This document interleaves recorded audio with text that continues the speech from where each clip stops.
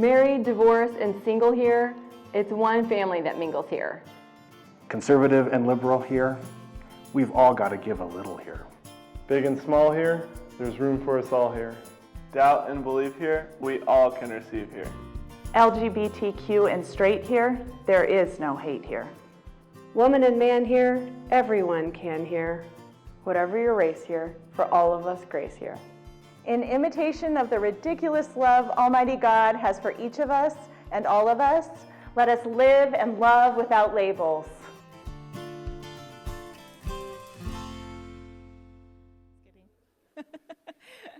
I'm Jen. I'm one of the pastors here. It's so good to see all of you tonight. Thank you for coming for probably one of my most favorite Saturday nights of the year. This is our third one that we've done where we ask the question, what does left hand mean to you? So we have a handful of people up here that are ready to speak to us about what that is. I think one of the really important things about tonight is the importance of story. And I think stories are what we get to access things through other people's stories. Maybe there's something that taps into something we're struggling with or something we've experienced, and we can go, oh, I have something that relates to that. And so it gives us an opportunity to relate to people on that level. And so tonight we're going to hear some stories. Glennon Doyle has a quote, "I know that everything is scary right now. I just keep reminding myself that the two most often repeated phrases in my holy text are, 'Do not be afraid' and 'remember.' Our human family is dismembered like a scattered puzzle. We must remember. We must rise above our fear and come together even when we are afraid. And tonight, even though we might come a little scared, a little shaking in our boots, we get to share our stories, and this helps us remember. It helps us come together to figure out what community is. And so, with that, I will stop speaking because you need to hear these people. First, we're going to start with Sarah Clark.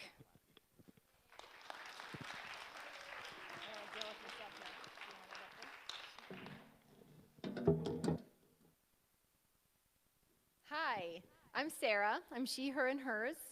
This is my row of family. I love left hand.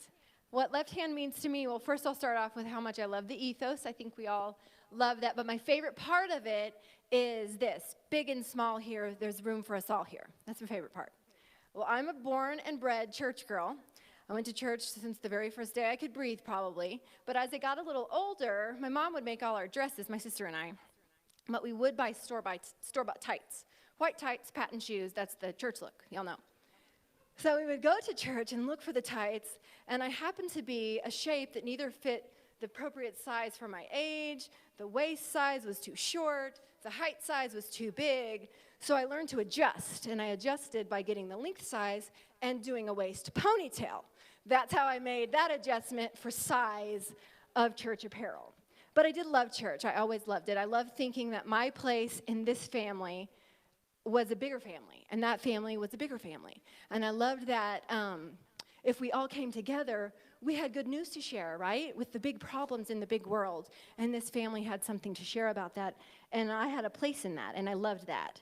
So we would go to church. I would see the pastor far away up on the stage, and his interpretation of this gospel was good news for the whole building. And we were supposed to take that interpretation of his good news to the whole world. So what he said was good news for the whole building, and I loved that room. And I would listen, and I would learn that we have an all-powerful God who's all-knowing and all-seeing, and that big God thinks my tiny self is a big deal. And I also learned from that experience, I would have my pastor over there, I would hike my ponytail up and walk on into my Sunday school class, and I would sit at a smaller table with people my own size, and a lady, Miss Madison, that was my second grade Sunday school teacher. And she would ask me, how's my grandma? Because we prayed for her earlier in the week, and she had been keeping up with that. She would ask me how I'm doing, how's my family, and we would talk about these stories that meant so much to her that she was taking time out of her life to share them with me. And that was good news. And in those settings, I learned that a teeny tiny mustard seed of faith is enough to move a big mountain. And a big prayer, something that you want with all your heart, it just takes a little bit of faith for that to count. And I learned that a teeny tiny flickering flame, even how small it is, God loves us so carefully and so gently that he won't snuff that out. I also learned that a teeny tiny bit of sin is enough to mess up the whole big thing. So this is what I learned in church, and I learned a lot about metrics as well. I learned that big passion and big deep thoughts and big questions are totally fine and good and worth growing. Just don't let them grow bigger than the person in charge. That's out of place, especially for someone, in my side of the hallway. So I learned that there was a certain size and a certain shape that I had to fit in order to be appropriate at church. I learned to have big offerings, big sacrifice, a big guest list. And I learned to keep certain things small, like grief, sadness, doubts. So what if, sometime you came into church with a small offering and a big bout of grief in your heart? I couldn't find a seat to fit that size body. And then I came to Left Hand, and I learned when Jen preached about big and small here, there's room for us all here. I felt myself being able to breathe for the first time. I felt like the ponytail had released, and I could just sit there, ladylike or not. I learned through Left Hand that I could be a big part and a small part of this beautiful place. And I love hearing the feminine interpretation of the gospel and the balance of the voices that we hear. It's good news for us all, not just a few of us in another room at a different time. That means that her interpretation of the good news is good news for us all. What if that means that my interpretation of the good news might just be good news for us all? So I love Left Hand because you all are good news to me. You're being here. You're investing in being alive this day, taking one more breath, making it all the way here is good news to me. So I look out and I see your faces and I believe in the good news.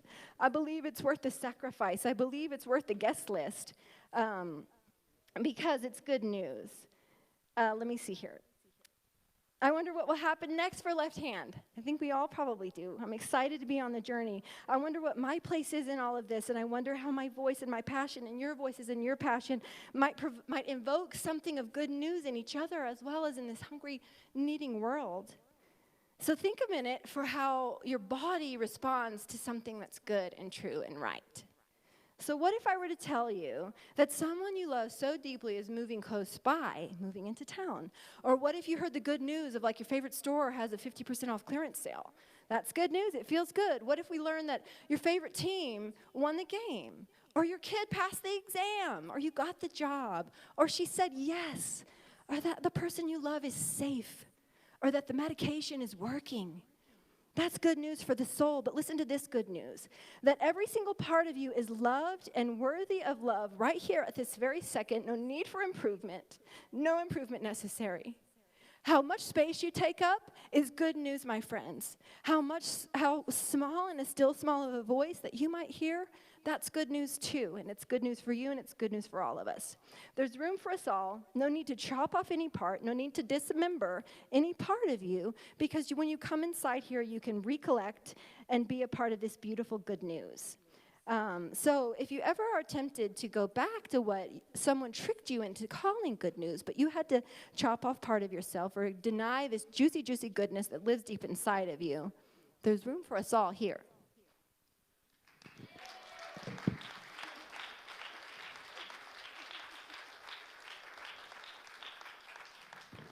I'm going to remember my juicy, juicy goodness. Are you ready for me, Eric? Where are you? I don't even know where you are. It's probably a good thing. All right, next we have Zan Brown.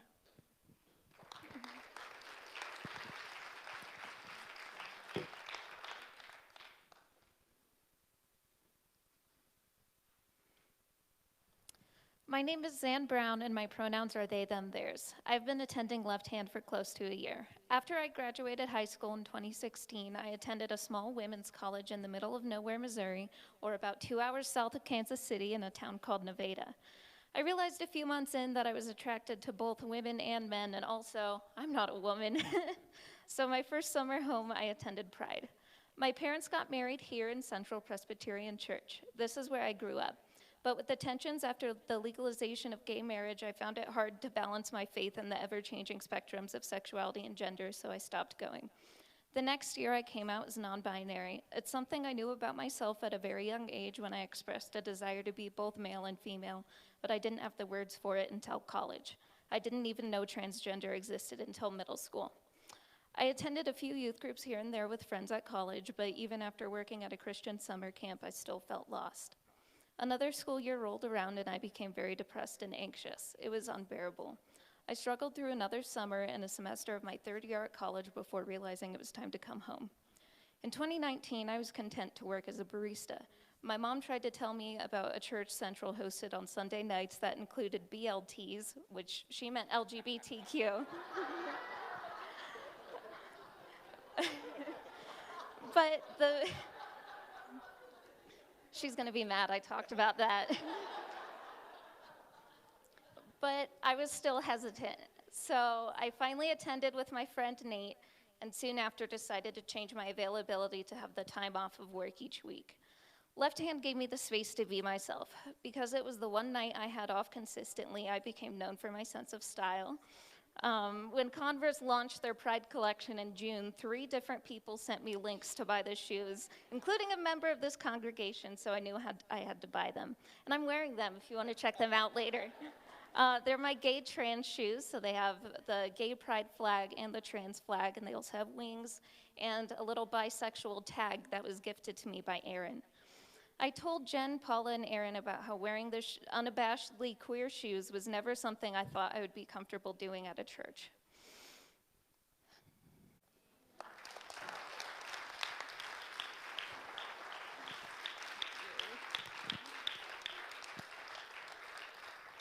And we love you, Zan. Next, we have Heather Lynn. We get to hear from her every week, her beautiful words and songs, but we would like to know more about you. She moves as though she is made of music, her breath an exchange of song between her very essence and the concert of reverberations ever composing the world around her. Her inhale and exhale, participation in the harmony and dissonance, vibration and resonance, spinning, floating, gently suspending, and certainly binding together the elements of the universe. Everywhere she goes, she feels the song around her and sees the song in everyone she meets. She herself muse and her life living poetry spun of magic and mist and moonlight. She moves as though she is made of music, and perhaps she is. My mom says that when I was a very little Heather Lynn, I was singing before I was talking. It might be true, could be true, very true. I remember growing up in Sunday school. I don't remember ever not going to church, and I recall sitting in my car seat writing songs about John the Baptist and Abraham and Sarah. And then, of course, I would write about other things, too, like butterflies and toothpaste. Someday I'll sing that for you if you want to hear it. I still remember it. I loved going to church with my mom, single mom, and we went to a very conservative Pentecostal church in rural Maine at first. And I loved it, always being a musical, spiritual, strong, sensitive girl. I loved the atmosphere that was very charismatic and joyful. And of course, I would roll underneath the pews and I would run around them and then get in trouble. But I loved that environment and I loved the community, and they did surround us as we needed support, with my mom being a single mom and all that jazz. I also have my very first memory of my inner artist and creative being squelched and shut down by the patriarchy when I was about 4 years old. In church, very same church. And we would go, Sunday morning, Sunday night, Wednesday night. It was a regular part of life. And so one Sunday afternoon, I was playing with my mom's button tin. I don't know if any of y'all have button tins or moms with button tins, but she would just have this tin full of all these buttons, and I loved to play with them and sort them and organize them. I guess that was my Enneagram 4 going to a 1. And so I would sort them by color and if they had 2 holes or 4 holes or whatever. And one Sunday afternoon, I decided to create a button bracelet, and I loved it, y'all. I love this thing that I made. But there was a rule at this church that women couldn't wear, well, there were lots of rules for women, actually. Women could sing and lead and preach. I was actually, a little girl with a big voice, so they were like, sing, lead this little light of mine or whatever. But women couldn't cut their hair or wear makeup or wear pants or wear jewelry. So this Sunday afternoon, I went back to church, and I was roaming the halls while my mom was doing the bulletin board.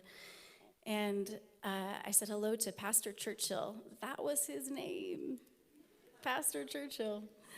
And I thought he was a cool guy until this moment. We encountered each other in the hallway, and he asked me how I was doing, or whatever you ask a 4-year-old little girl. And I was so excited. I showed him my button bracelet. I was just thrilled about this. It was gaudy. It really wasn't much of anything.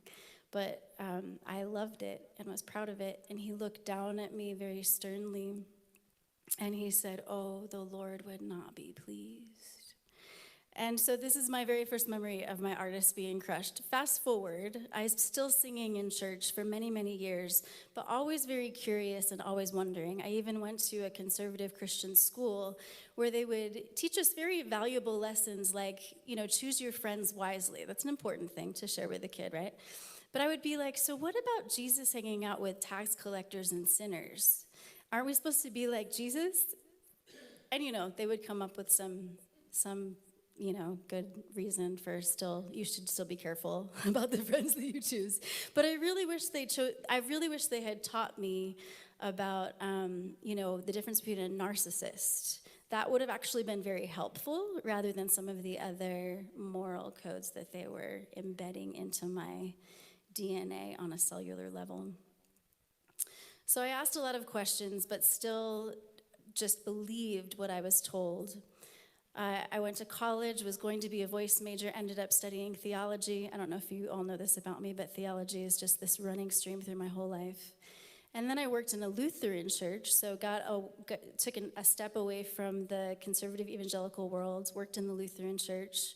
And there is where I would say I had my spiritual emancipation. I worked with a theological mentor, a pastor, who let me ask the same questions over and over and over again. These things that I actually did not want to believe, but thought I really had to believe to still be a good Christian and a follower of Jesus. And he was so patient with me. And I still remember the moment when I had this realization, this whole weight, I felt viscerally like a weight fell off my body, because I realized that if there is a God, that of course what would make them God is that they could absolutely love the people that I desire to love and would also love people I have no idea how to love. And that changed everything for me. And I'm so grateful. So in that point, that liberated me also to, again, renew my calling as an artist and not only a worship leader. So I quit my regular paycheck job in that church. And I said, I want to write about all the things, not only the theologically specific things that we sing about in church. And I needed to do that for a minute, for a point in my life, to explore my voice and creativity and artistry. And just a couple years ago, found myself back in this space with you all after significant deconstruction, reconstruction, healing, realizing that I really could be in this space with you all and ask the same questions and have the same doubts and the same wonders. I think one of my favorite lines in the ethos is doubt and believe here, because I feel like I dance that spectrum maybe every single day of my life, And words to me have always been so powerful, almost like magical spells, like the divine hum that breathed all of life into creation at the very beginning. Words create worlds. And so when I get to do this work here, when I get to lead you all in song, I realized at some point that everything in my journey has given me what I need to be a part of stewarding this story, hopefully so much better than it has been stewarded for many years and in many places, in many ways, you know? So that's why, if you notice lyric changes in songs that we sing, it's because I'm thinking about the words that we're putting in our mouths and then offering our energy and our breath to as we sing them into this space and into our lives and into this world, you know? So for me, Left Hand means so many things. You all mean so much to me. Thank you for allowing me to serve you in this way. Thank you for the ways that you support my artistry and creativity beyond these walls. And thank you for truly being a place, we hold ourselves accountable, I think, to this ethos. So as we grow together, as we learn together, as we question together, we continue to explore belonging and authenticity and wholeheartedness rather than trying to fit in to belong, which is not truly belonging at all.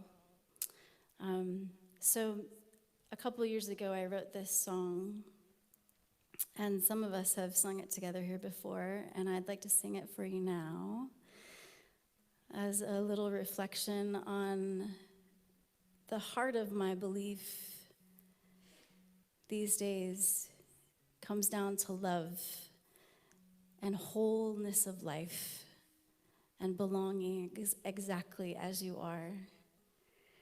Because then I believe we can really, truly grow. There's a scripture in the Bible that says, I guess that's redundant, right? Scripture Bible. In your Bible scripture. There's a verse that says that perfect love casts out fear, but I know that in a lot of the spaces that you and I have been in, perfection can be a little bit triggering, right? So I thought about what does that maybe mean on a deeper level. So I thought our real and messy love, our enduring love, our love that never gives up, our love that just does the work and is willing to stay. And so thanks, y'all.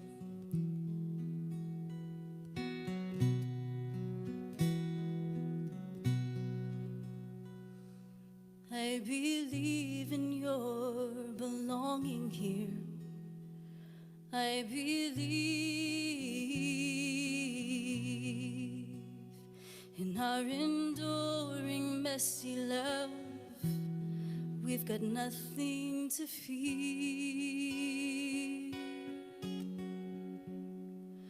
Whoever you are, whatever you have done, from wherever you come, we're in this together here. I believe in your belonging here. I believe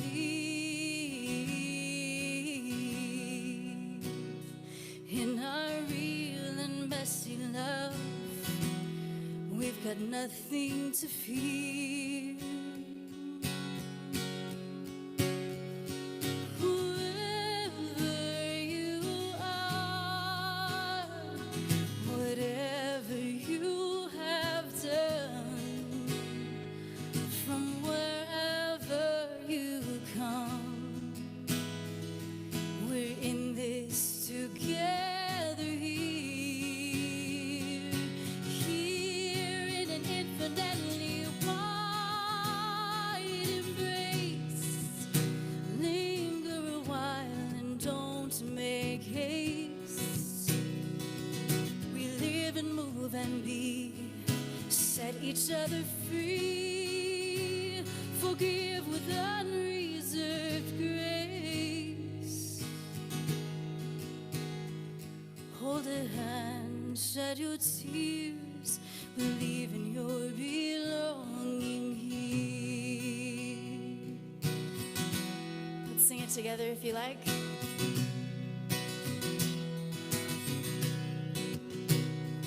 I believe in your belonging here. I believe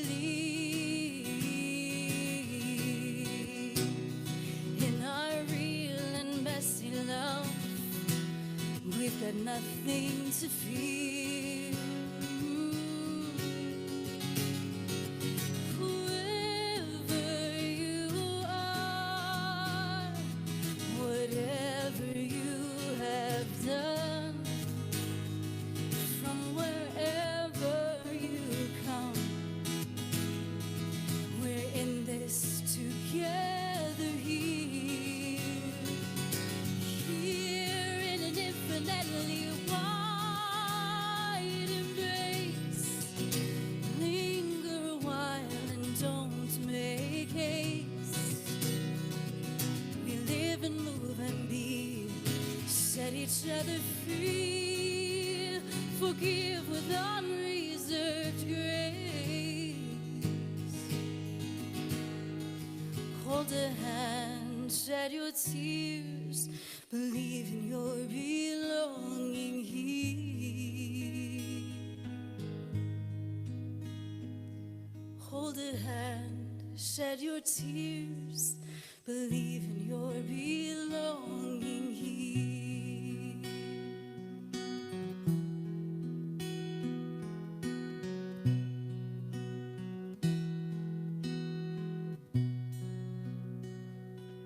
Thank you so much, Heather Lynn. Thank you. All right, next we have Holly and Haley.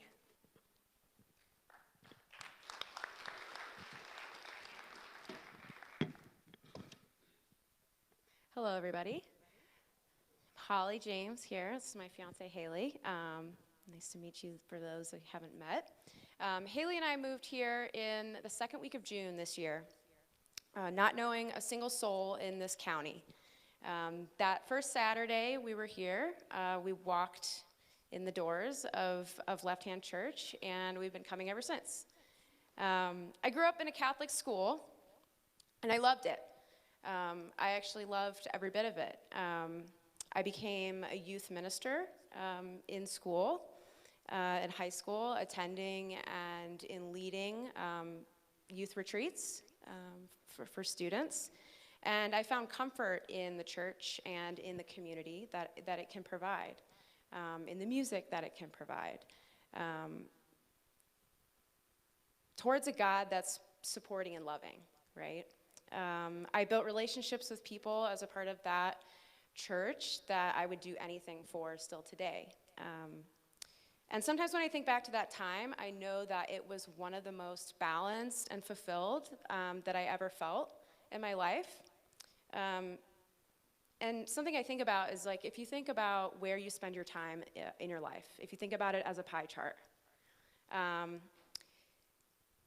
each slice reflects a piece of life for your most ideal self, right? Like, where do I want to spend my time, and what are the things that I enjoy doing? And what are the buckets filled with? Where am I spending those buckets today? And where do I want to spend my time in my most ideal and connected self? For me, at age 17, I would say it was like 25% spirituality. Spent my time there. 25% was with my friends and family. Another 25% was the career I wanted to build and my academics, and the remainder going to my health and doing things outside. Since that time that I moved on from that community, I've periodically assessed how I feel about life by drawing out those pieces of the pie. And what's funny is that my ideal self pie breakdown hasn't really changed at all over the years. When I moved on to college, I didn't really find that community that I had left. In hopes of finding something that was like a community like this, it was something that I always missed. I always thought about it. I had always talked to God about it in hopes of finding another place like that. After discovering more about my sexuality in college, I had always hoped to find a place where I didn't necessarily feel like kind of an obscure alien, if you will, in a place like that. This institution was something that has issues or had issues, but it was something that was very good to me. And so leaving something that I enjoyed and I loved and that was good to me was very strange. And it still is a little bit. So for a while, that community for me was gone, but definitely not forgotten. Over the years, I was blessed to meet the love of my life, my fiance, Haley, here. And when we got engaged, I had expressed my desire with her for finding a community that we could be a part of in a spiritual nature. And I've tried countless churches over the years and just really hadn't found anything. Even as a decade has gone by since I've been a part of something like that, I still definitely remember it like it was yesterday. And what left hand means to me since that second week of June has really been walking through those doors and just naturally filling back up the piece of that pie that's been missing. The smiles and the hugs I get from everybody, the music in the room, each of these things is really filling up that piece of the pie. And I know that sometimes that's all that people need, is just a little bit of that piece that they've been missing. So what left hand means to me is knowing that I'm surrounded by this wonderful community of people here that I know will help continue this journey with me. I know that I'm a much different person now. I'm blessed by a lot of new things. I feel limited also by a lot of new things, but I'm looking forward to many things as a part of this community. And I'm thankful for each of you at Left Hand who has become a piece of my pie or who will become a piece of that pie. So, thank you.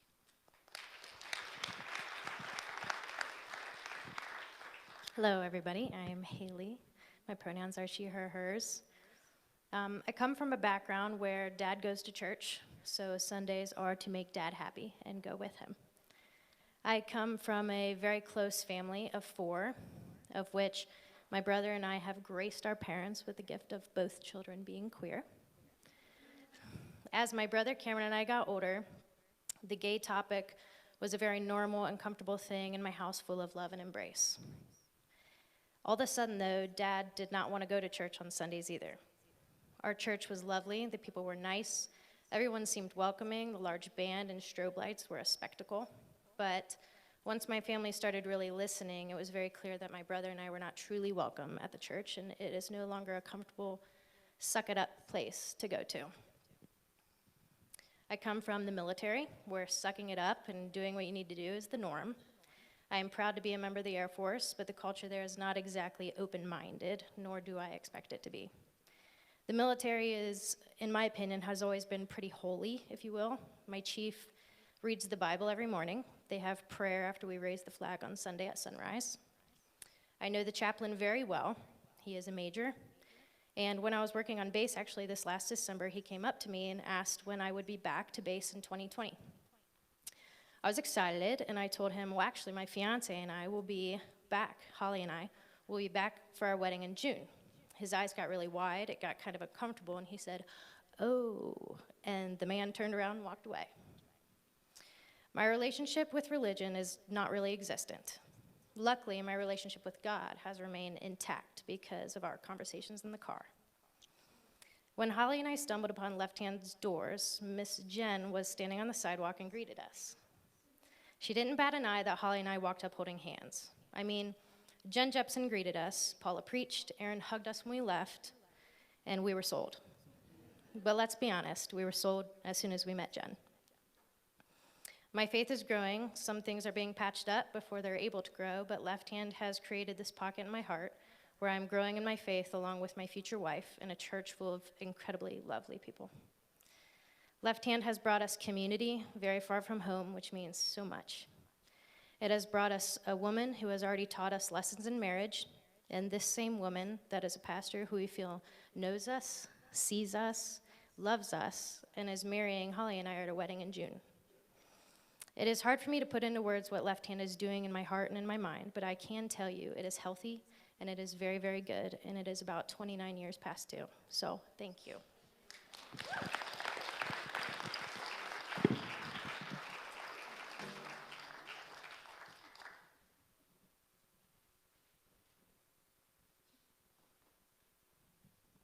That's going to be a fun wedding. I'm really excited.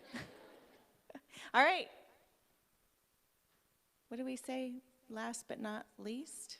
Is that what we say? Anyway, just the caboose. Chris the Caboose, here you go.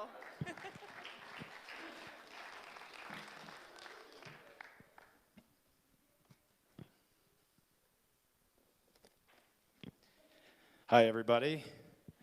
My name is Chris. My pronouns are he, him, his. And if you're wondering, my cheeks are firmly clenched. For those of you who don't know, I'm a meat packer. Seriously. Not the sexiest job, but actually, I'm responsible for human resources for a company called JBS. It's the world's largest meatpacking company.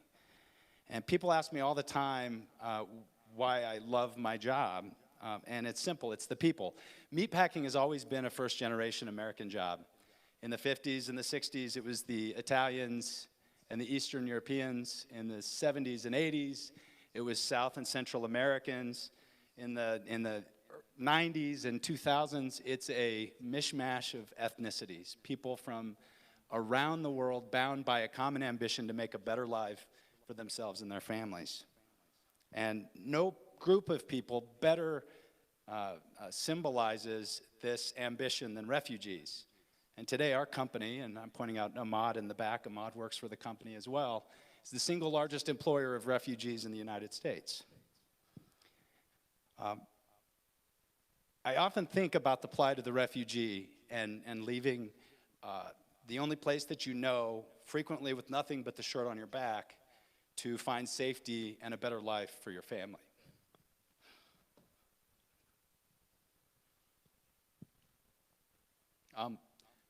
Just practically, when we hire a refugee, it's not like, hey, welcome to the company, here's your knife. There's a lot that goes into it. You have to make sure that they have a place to live, that they have clothes to wear. The kitchen kits that our friend in the back has put together, you have to make sure they have stuff to cook with. You have to make sure they have food in the cabinet. You have to make sure their kids get into school. And then eventually you get them into ESL courses. You get them into citizenship courses, right? And that's the dream. But it's also a big drain on social services in the towns in which we do work. And so I spend a lot of time talking to school administrators, principals, and teachers about how we can better serve the families of our team members. And as my family will attest, from time to time I get a big head about the great job I'm doing at work. And I had a big head about how we were doing with our refugee resettlements until I got this email from one of my best friends and a principal at a wonderful elementary school in Greeley. Chris, thanks for stopping by on Tuesday. We love the JBS kids, that's what we call them. You can tell they're good kids. They're sponges that soak up the love and attention they receive here. And they're growing by leaps and bounds each day. But against this backdrop of good stuff, I wanted to share with you something that happened this morning that will change how I treat all kids from now on. Miss Lott's class was headed to gym at 10:30. To get to the gym, they walked through the cafeteria. So after they lined up alphabetically by last name, which all the Mohammeds love, they started walking through the hallways toward the cafeteria. In the cafeteria, the staff was busy in the kitchen preparing lunch. It usually smells great, but on this day it smelled especially good. In parentheses, he put, I know I need to get out more. As Miss Lott's class passed through the cafeteria, the 4 JBS kids in her class, all East African refugees, broke out of line and sprinted to the kitchen.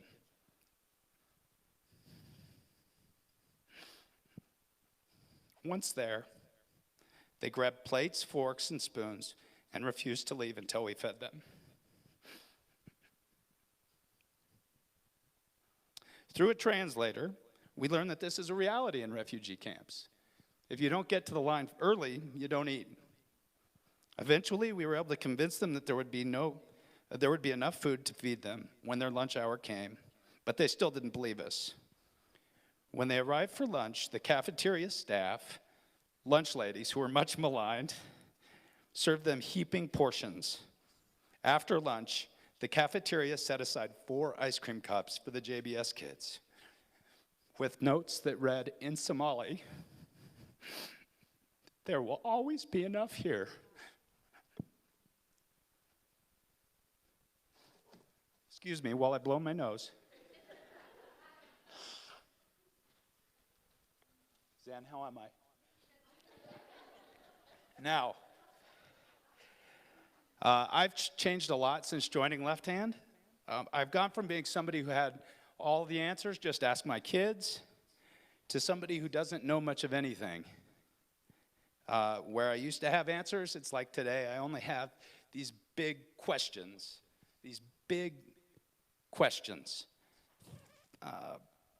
Things like suffering and equality and yes, even privilege.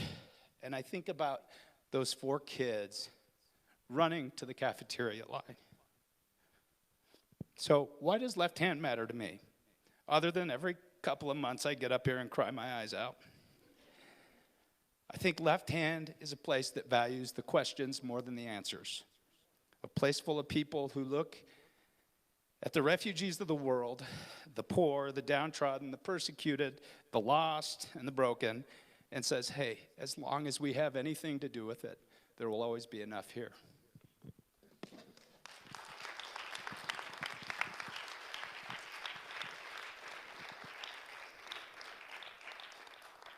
Thank you, Chris. That's one thing I love about this place is I think we prefer the questions to the answers. It's a good place to be, in my opinion. So I think I feel remembered after all of that. And I hope you all do too.